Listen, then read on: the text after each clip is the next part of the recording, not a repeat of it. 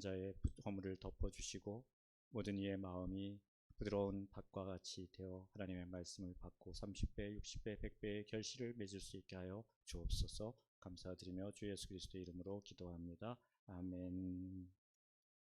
네.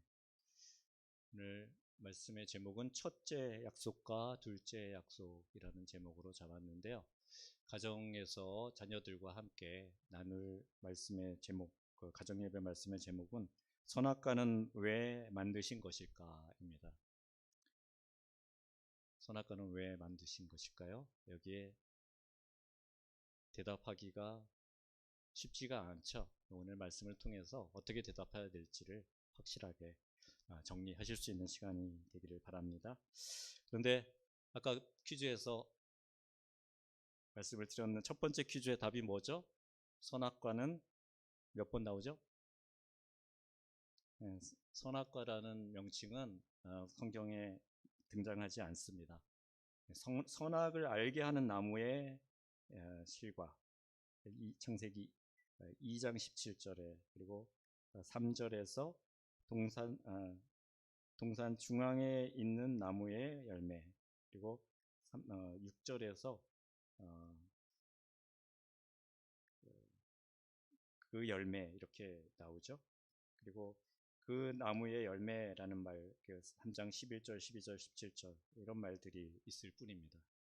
근데 우리는 지금까지 그 나무의 열매를 흔히 선악과라고 해왔죠. 네, 뭐 틀리진 않습니다, 그죠? 그리고 그 선악과 옆에는 또 다른 나무가 있었죠. 동산 중앙에 있는 생명나무입니다. 근데 선악과는 두 번 선악을 알게 하는 나무 이렇게 해서 그 2장 9절하고 17절하고 두 번 나오지만 생명나무는 훨씬 더 많이 나옵니다. 생명나무는 몇 번 정도 나올까요? 이번에는 7번, 12번이 아닙니다. 네. 9번이 나오는데요.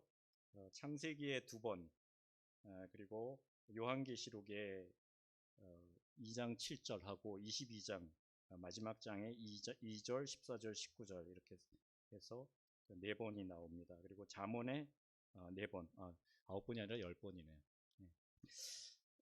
그래서 계시록 22장 2절을 보면 강 좌우에 생명나무가 있어 12가지 열매를 맺되 달마다 그 열매를 맺고 그 나무 잎사귀들은 만국을 치료하기 위하여 있더라. 이렇게 기록되어 있죠. 그래서 생명나무가 그 성경의 가장 앞에 있는 책인 창세기와 제일 뒤에 있는 요한계시록에 있다라는 것을 발견할 수 있습니다. 결국 생명나무에서 떠난 우리가 생명나무로 돌아가는 과정, 그 과정을 그 과정에 하나님께서 주신 은혜들을 기록한 책이 성경이라고 할 수가 있는 것이죠. 그리고 잠언에서는 독특하게 의인의 열매가 생명나무다라고 11장 30절에 기록되어 있고요. 3장 18절에서는 지혜는 그 얻은 자에게 생명나무다라고 하고 있습니다. 그리고 15장 4절에서는 온순한 혀는 곧 생명나무다.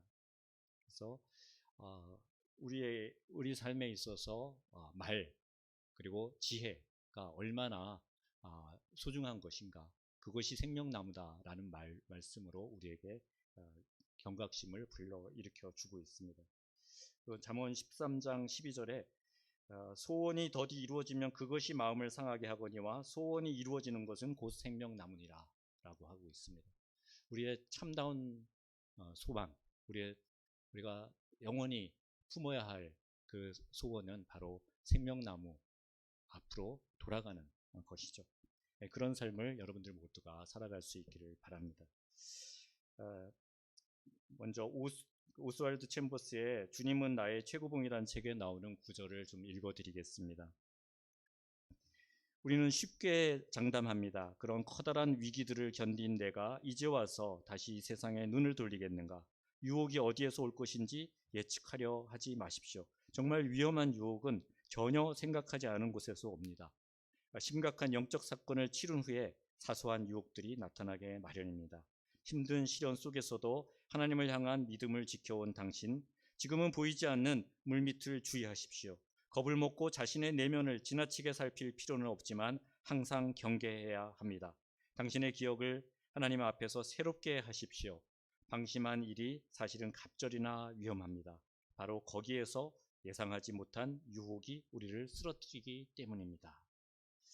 그렇습니다. 우리는 누구나 크고 작은 유혹 앞에 놓여 있죠.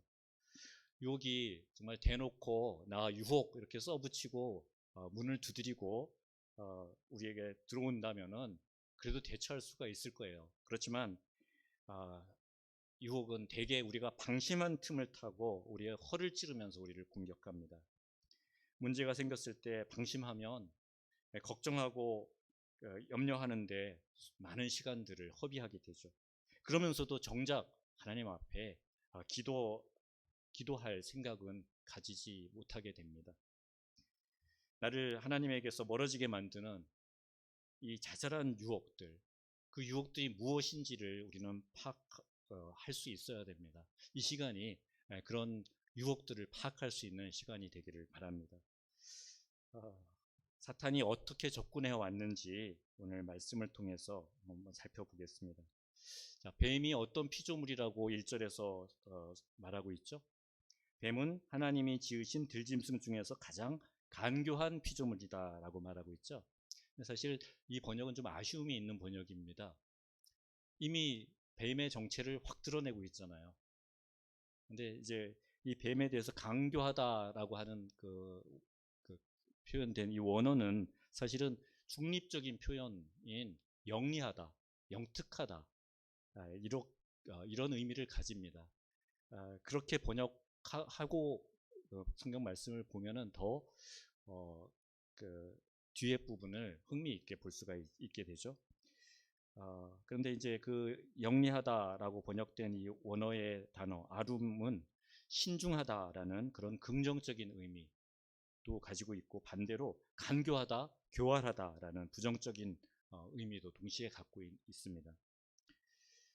어쨌건 영리한 뱀, 사단 그 영리한 것을 우리 좋아하죠. 우리 자녀들도 영리하고 남들보다 영특하기를 바라는데 그거 사실 위험한 것입니다. 이 뱀의 예를 봐도 그렇죠. 아무튼 뱀이 영리하다고 해봐야 우리 그 사람에게 비할 바가 없죠. 비할 수가 없죠. 그런데 사탄은 바로 그 뱀, 피조 세계 동물들 중에서 그래도 영리한 그 뱀을 사용을 합니다. 그래서 그 영리함을 이용하게 됩니다. 그것을 통해서 사람의 탐욕을 교묘하게 부추깁니다. 그러면서 사람을 타락시키도록 접근해 옵니다. 뱀이 어떻게 접근해 왔죠? 아담과 하와에게 중에서 아담을 먼저 택하지 않고 하와를 먼저 택해서 접근해 왔죠. 하나님께서 선악과를 먹지 말라라고 명령할 때 그 명령을 직접 들은 사람은 아담이었습니다. 하와는 그 이후에 아담의 갈비뼈를 뽑아서 배필로 하나님께서 지으신 것이죠. 그래도 뭐 한 몸과 같은 존재고 아담이 가장 중요한 내용이기 때문에 하와에게 하나님의 그 약속, 그것을 선악과를 범하지 말라는 그 약속을 전달했을 것입니다. 그렇지만 한 달이 걸쳐서 전달받게 되면 직접 받은 사람보다는 아무래도 그 말씀에 대한 선명함이 떨어지게 되겠죠. 뱀이 바로 그 약한 고리를 치고 들어온 것입니다. 그래서 여자에게 하나님이 참으로 너희에게 동산 모든 나무의 열매를 먹지 말라 하시더냐라고 묻습니다. 하나님이 너무하신 거 아니냐고 불만스러운 감정을 하와에게 불어넣고 있는 것입니다. 방심하고 있을 때 그 말씀을 직접 듣지 않았을 때 그때가 바로 유혹당하기 쉬운 때라는 것을 우리는 이 대목을 통해서 알 수가 있습니다. 거기에 대해서 여자가 뭐라고 대답하죠? 그 말을 주의해서 보아야 됩니다. 그 말에 따르면 먹지 말아야 할 열매는 동산 중앙에 있는 나무의 열매이고 그것을 먹지 말아야 하는 이유는 먹으면 죽게 될 것이다 먹으면 죽게 될 것이기 때문이라는 것을 이야기해주고 있습니다. 하와는 아담에게 그 전에 들은 그 하나님의 명령을 뱀에게 이야기를 하고 있는데, 그가 이야기하는 그 하나님의 명령은 자기의 생각이 조금 덧붙여진 것이었습니다. 동산 중앙에 있는 나무의 열매는 먹지도 만지지도 말아야 한다. 만지지 말라는 얘기는 안 했죠. 덧붙여졌습니다. 또 그렇게 하는 이유는 죽을지도 모르기 때문이다. 정령 죽으리라고 얘기했는데 그 강도가 약해진 거죠. 그렇게 대답을 합니다. 하와는 선악을 알게 하는 나무를 동산 중앙에 있는 나무로 바꾸어서 이야기하고 있죠. 그리고 먹지 말라는 명령은 먹지도 만지지도 말라는 것으로 바꿨습니다. 마지막으로 내가 먹는 날에는 반드시 죽으리라 하셨는데 죽을까 하노라라고 바꾸었습니다. 근데 이것은 하나님의 명령에 대한 하와의 감정, 하와의 태도가 은연중에 드러나는 것이라고 할 수 있습니다. 즉 뱀으로부터 전이된 불만스러운 그 감정, 그것이 하와로 하여금 하나님의 명령을 의심하게 하는 그런 결과를 초래한 것이죠. 뱀은 바로 그 허점을 놓치지 않고 파고들었습니다. 그래서 뱀이 이렇게 이야기하죠. 하나님의 명령을 어겨도 절대로 죽지 않는다. 그렇죠? 또 나가서 죽지 않을 뿐더러 오히려 눈이 밝아져서 하나님과 같이 그 선악을 알게 될 것이다. 하나님 또 이 사실을 알고 계신다라고 이렇게 거짓말까지 합니다. 이 간교한 뱀은 하와의 대답을 통해서 바로 그녀의 마음을 간파하고 그 허점을 파고 들어가는 것이죠. 그리고 자기가 넣어준 그 불만스러운 감정 때문에 하와가 하나님을 의심하기 시작했다라는 것, 자신의 개교가 성공했다라고 판단합니다. 그래서 아주 대놓고 거짓말을 합니다. 열매 먹어도 절대 죽지 않아. 죽기는커녕 오히려 눈이 밝아져서 하나님과 같이 되어 선악을 알게 될 거다. 이렇게 새빨간 거짓말을 늘어놓습니다. 하나님과 같이 된다는 말은 지극히 높은 그 신성을 획득하여서 하나님과 같은 위치를 차지하게 된다라는 그런 뜻이죠. 게다가 뱀은 하나님이 이런 사실을 아시고도 아담과 하와가 자기와 같이 될까봐 거짓말로 그들을 속였다. 그래서 열매를 금지했다라고 중상모략까지 하고 있습니다. 여러분은 어떻습니까? 거짓말에 쉽게 넘어가십니까? 저도 좀 귀가 얇은 편이라서 남들 얘기를 잘 믿습니다. 그러다가 낭패를 당하는 일도 많은데요. 근데 사실 따져보면 제가 마음이 착해서가 아니라 내 현실에 대해서 불만들이 많기 때문에 누가 어떤 이야기를 했을 때 솔깃할 수 있는 것이 아닌가 그렇게 생각합니다. 사실 그 주어진 현실에 만족하지 못하고 못마땅한 사람일수록 다른 사람들이 하는 솔깃한 그 거짓말에 속기가 쉽습니다. 그래서 우리는 무엇이든 내 삶에 하나님께서 주어주신 것에 대해서 감사하고 넉넉히 받아들일 줄 아는 그런 그 훈련을 계속해서 거듭해야 된다라고 생각을 합니다. 그리고 유혹을 받을 때 이것이 유혹이다 느껴질 때 이것이 정말 유혹인가라고 판단할 수 있는 기준은 바로 사탄의 전략이 어떤 것인지 바로 알을 때 그것을 바로 파악할 수 있다는 것이죠. 그래서 그 사탄의 전략을 보면 첫 번째로 사탄은 늘 우리 주변에 어슬렁거리면서 배회합니다. 그리고 빈틈을 노립니다. 두 번째로 지금 여기서 3장 말씀에서 볼 수 있듯이 하나님의 말씀을 교묘하게 비틀어 버립니다. 예수님께서 그 광야에서 성령에 이끌려서 시험을 받을 때도 시편 말씀을 변조하죠. 교묘하게. 또 셋째, 우리 인간의 욕망을 기가 막히게 자극할 줄 아는 자가 사탄입니다. 끊임없이 우리가 하나님처럼 전능자가 되고자 하는 그런 우리의 욕망들을 자극합니다. 결국 하와는 이 사탄의 전략에 그대로 넘어가서 하나님과의 명령을 깨고 선악과를 먹고 범죄하게 되죠. 그래서 에베소서 4장 27절 말씀은 마귀에게 틈을 주지 말라라고 엄중하게 말하고 있습니다.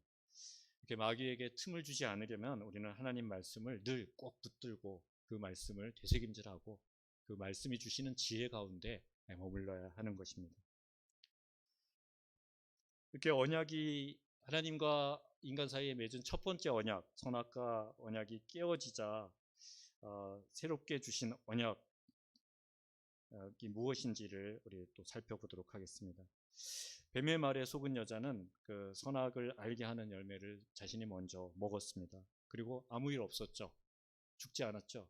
그래서 남편에게도 줬습니다. 남편 또 말려야 될 텐데 그것을 또 받아서 먹습니다. 이게 6절에 있는 말씀이죠. 이렇게 하나님과 인류가 맺은 그 첫 번째 약속은 어이없게도 순식간에 깨어져 버렸습니다. 이렇게 불만에서 시작한 이 의심은 결국 뱀의 거짓말에 완전히 속아 넘어가게 되고, 또 그 뱀의 말을 듣고 보니 그 선악을 알게 하는 나무의 열매가 이전과는 완전히 그 하와의 눈에 다르게 보이게 되었습니다. 그리고 그것을 먹으면 지혜롭게 될 것만 같았고 탐스러워 보였습니다. 결국 이렇게 하와는 그 유혹을 참지 못하고 열매를 따먹었고, 또 그 남편에게도 그것을 건네고, 아담 역시 하와가 건넨 열매를 먹었습니다. 이렇게 선악과를 아무런 저항 없이 먹었다는 것, 그것은 아담 역시 뱀의 거짓말에 완전히 속아 넘어갔다라는 것을 알려주고 있습니다. 어쩌면 그는 에덴 동산의 피조물들을 다스리는 것을 넘어서 훨씬 더 큰 그런 권세와 지혜를 가지고 싶은 그런 마음이 그 안에 도사리고 있었다라고 생각해 볼 수도 있을 것입니다. 그 욕구 때문에 하와에게 동조하며 은근슬쩍 죄에 가담한 것이죠. 이렇게 분수에 넘치는 욕망에 휩싸일 때 우리는 거짓말에 동조하며 범죄를 저지르기 쉽습니다. 결과적으로 아담과 하와는 자신들이 다스리고 통치하고 잘못을 지적해야 될 그 피조물 중에 하나인 뱀에게 오히려 끌려가는, 그 말을 따르는, 하나님의 말을 저버리고 그들의 말을 따르는 어처구니 없는 짓을 하게 된 것이죠. 우리 역시도 우리 삶 가운데 수시로 이런 선택을 해야 되는 그런 순간들을 만납니다. 하나님의 말씀을 따를 것인가, 사탄의 유혹을 따를 것인가.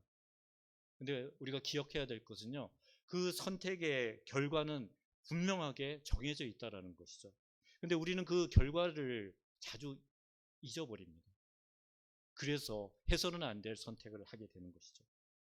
하나님의 말씀을 따르면 삶이 풍성해지고, 사탄의 유혹을 따르면 매이게 됩니다. 너무 뻔한 결과인데도 우리 연약한 인간들은 우리의 욕망이 자극될 때 그것에 끌려가게 됩니다. 그리고 멈출 줄을 모릅니다. 하나님께서 그 범죄한 이 아담과 하와를 부를 때 그들은 어떻게 대답을 했죠?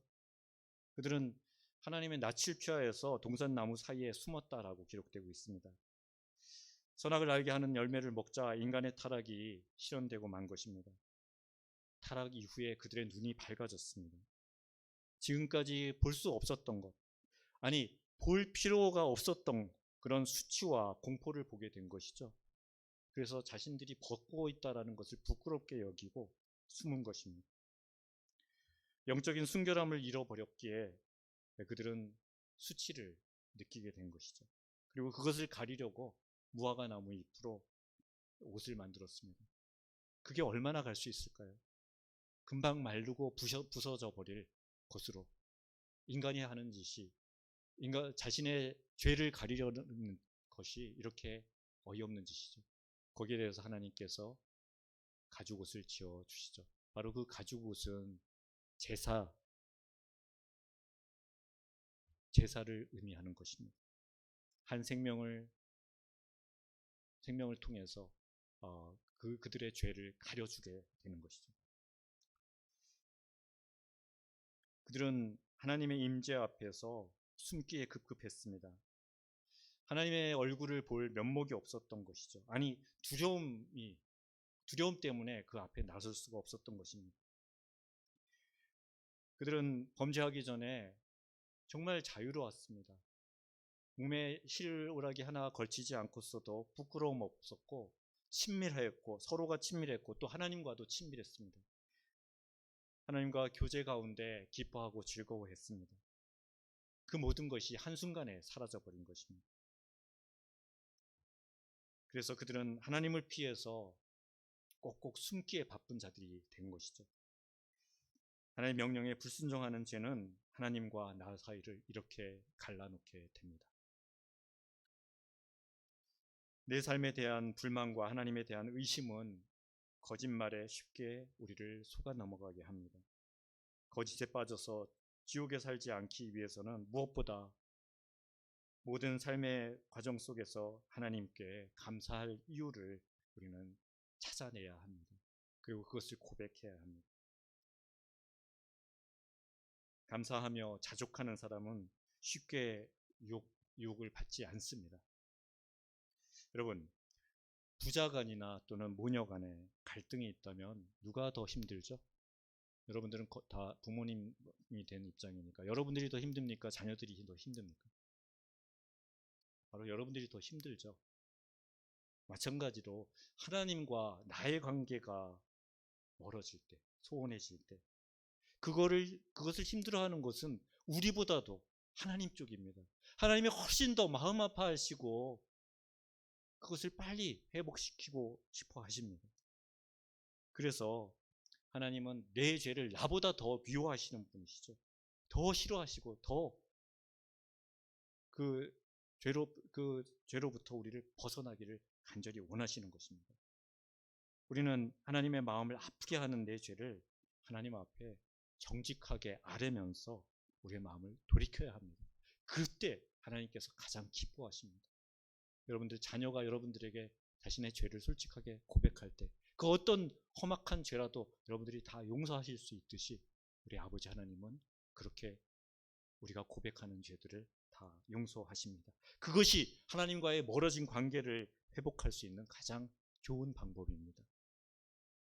그런데 그래서 하나님께서는 이 아담과 하와 그 아름다웠던 사랑의 관계, 그 친교의 관계가 깨어진 그 현장에서 회복의 약속을 즉각 하고 계십니다. 그것도 그 관계를 깨트리게 만든 그 원수, 바로 뱀을 저주하면서 그 약속을 하시는 거죠. 14절 15절 우리 함께 읽겠습니다. 시작. 여호와 하나님이 뱀에게 이르시되 내가 이렇게 하였으니 내가 모든 가축과 들의 모든 짐승보다 더욱 저주를 받아 배로 다니고 살아있는 동안 흙을 먹을지니라. 내가 너로 여자와 원수가 되게 하고 내 원수도 여자의 후손과 원수가 되게 하리니 여자의 후손은 내 머리를 상하게 할 것이요 너는 그의 발꿈치를 상하게 할 것이라 하시고. 아멘. 온 인류를 구원할 메시아에 대한 최초의 언약이 바로 범죄의 현장에서 그 범죄를 유발하도록 했던 그 원수를 저주하는 가운데 주어졌다라는 사실입니다. 그리고 이어지는 22절에서 24절 말씀을 보시면 인간을 하나님이 세우신 나라, 최초의 나라 에덴 동산에서 쫓아내시죠. 그런데 그 이유가 무엇이죠? 24절 말씀, 생명나무의 길을 지키게 하시기, 생명나무에 그들이 접근하는 것을 막기 위해서라는 겁니다. 왜 막으시는 걸까요? 비록 범죄했더라도 생명나무 열매를 취하면서 살아가면 좋지 않을까요? 아니죠. 그것도 끔찍한 일입니다. 범죄한 자, 그가 생명나무의 열매를 취한다라는 것은 정말 아이러니한 일이죠. 그러기에 하나님께서 그것을 막은 것입니다. 에덴 동산에서 쫓아내었습니다. 그렇게 우리 인류는 하나님 나라에서 쫓겨나서 비참한 삶, 죽음을 시작하게 된 것입니다. 자, 여러분들에게 마지막 질문 하나 또 드리겠습니다. 2장 17절에서 선악을 알게 하는 나무의 열매는 먹지 말라. 내가 먹는 날에는 반드시 죽으리라 하셨는데 왜 안 죽고 바로 안 죽었잖아요. 이거 쫓겨나서 한참 뒤에 넘어가서 4장에서 최초의 죽음, 아벨의 죽음이 나오죠. 그 아벨의 죽음에서 죽으리라 하신 하나님의 말씀이 이루어진 것이죠. 뭐라고 답할 수 있을까요? 사실 그것은 두 번째 죽음입니다. 첫 번째 죽음이 뭐라 그랬죠? 첫 번째 죽음은 그들이 범죄하는 즉시 일어났던 일입니다. 바로 영혼의 죽음이죠. 첫 죽음, 우리 모든 인류가 겪는 첫 죽음, 영혼의 죽음. 그리고 아담과 하와 이후의 모든 인류는 태어날 때부터 이 죽음을 타고나는 거죠. 영혼이 죽은 상태에서 태어나는 거죠. 그리고 오히려 삶의 과정에서 그 영혼의 죽음을 극복하게 회복해 가고 있습니다. 바로 예수 그리스도의 은혜로 그 생명을 되찾아 가고 있는 것이죠. 그리고 두 번째 죽음은 또 역시 누구나 예외 없이 당하게 되죠. 두 번째 죽음이 무슨 죽음이라 그랬죠? 육체의 죽음. 즉 영혼과 육체가 분리되는 그 죽음을 당하게 되고, 마지막 죽음이 무엇입니까? 죄의 결과로 우리가 당하는 세 가지 죽음 중에 마지막 죽음, 영원한 죽음이죠. 그 역시 우리 모든 인류가 피할 수 없는 죽음이라고 했었죠. 그런데 우리에게 그 영원한 죽음으로부터 벗어날 길을 열어주시면서, 그것을 약속하시면서 메시아, 뱀의 후손의 머리를 짓밟을 메시아를 약속하고 계시는 것입니다. 우리는 그 여자의 후손으로 오시는 예수 그리스도, 그분을 구원주로 믿음으로 우리가 피할 수 없는 죽음을 피할 수 있게 된 것입니다. 영원한 죽음, 그 죽음을 우리는 피할 수 있게 된 것입니다. 첫째 죽음과 둘째 죽음은 누구나 피할 수 없지만 그건 역시도 예수님의 부활에 참여함으로 우리에게 회복의 기회가 주어진 것입니다. 하나님께서는 우리를 이토록 사랑하셔서 첫째 언약을 통해서 우리가 자유의지로 하나님을 향한 사랑을 지키기를 원하셨습니다. 그런데 그것을 범할 것을 미리 알고 계셨기에 태초에 우리를 구원하셔서 온전한 사랑을 나눌 계획을 이미 세워두신 것입니다. 그리고 둘째 언약을 통해서 그 계획을 분명하게 선포하신 것입니다. 선악과는 하나님께 사람을 타락하게 만들려고 만든, 하나님께서 만든 그런 부당한 도구가 결코 아니었습니다. 또 사람의 실수를 예상치 못하고 만든 그런 실패작도 아닙니다. 선악과는 하나님께 영광을 돌리게 하시려는 그 창조의 목적을 효과적으로 이룰 수 있는 도구였습니다. 그 언약을 지킨 사람에게 영원한 상급을 주시기 위한 선한 도구로 만드신 열매입니다. 하지만 우리가 그 하나님의 의도와는 달리 그 열매를 먹음으로 첫 언약을 깨어버린 것입니다.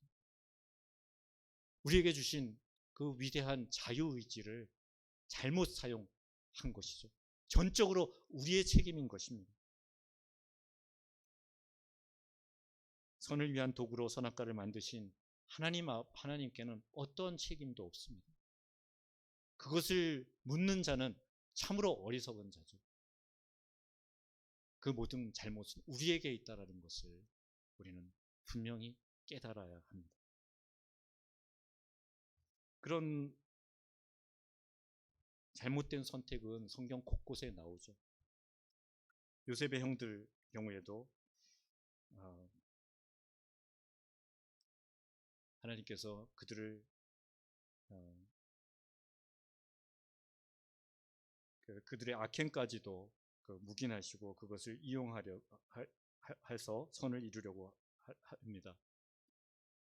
그러나 우리 사람들은 그 시내산에 올라간 모세 뒤에 남겨졌던 광야 이스라엘 백성들과 너무나 흡사합니다.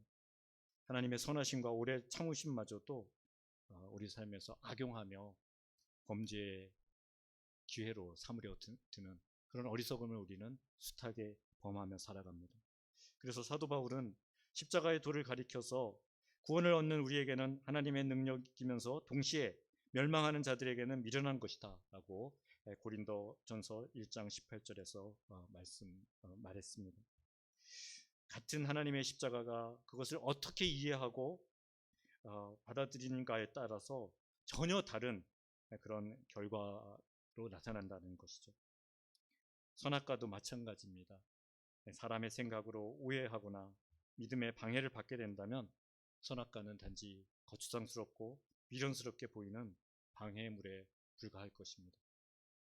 그러나 하나님의 은혜와 섭리의 편에서 하나님의 입장에서 그것을 바라본다면 하나님의 능력을 찬송할 수밖에 없게 될 것입니다. 여러분 모두가 하나님의 입장에서 선악과를 에덴 동산 중앙에 주시면서 하셨던 그 약속을 헤아릴 수 있는 그런 마음을 가지시기를 바랍니다. 오늘 하나님이 선악과를 만드신 이유를 우리가 보다 분명하게 이해하셨을 것입니다. 이제 선악과로 인해서 갈 길이 막힌 생명나무를 향해 예수 그리스도의 은혜 아래서 그 길을 열어주신 하나님을 찬양하며 힘차게 달려가실 수 있기를 축복합니다. 올 한 해 그 생명나무를 향한 발걸음이 더욱 빨라지고 그래서 하나님 앞에 기쁨 드리는 삶이 되시기를 간절히 원합니다. 기도하겠습니다. 선하고 인자하신 하나님, 하나님은 언제나 옳습니다. 언제나 우리가 알 수 없는 대안을 우리가 이해하지 못하는 가운데 세워주심을 믿습니다. 우리가 그 사실을 믿고 따르게 하심 감사드립니다. 아담과 하와가 범죄한 현장에서 그 원수에게 메시아의 승리를 선포하시는 하나님의 둘째 약속이 우리 삶 가운데 이루어졌고 또 이루어지고 이루어질 것입니다. 그 믿음으로 우리 주님을 소리 높여 찬양합니다. 우리 주님의 승리를 찬양합니다. 우리도 사탄의 유혹으로부터 승리하게 하시는 그 삶을 살아갈 수 있게 하여 주옵소서. 죽음을 넘어 영원한 생명의 길로 다름박질하게 하여 주시옵소서. 기쁨으로 그 길을 달려가게 하여 주옵소서. 주님께서 함께 하시고 이끄심을 감사드리며 우리 주 예수 그리스도의 이름으로 기도합니다. 아멘.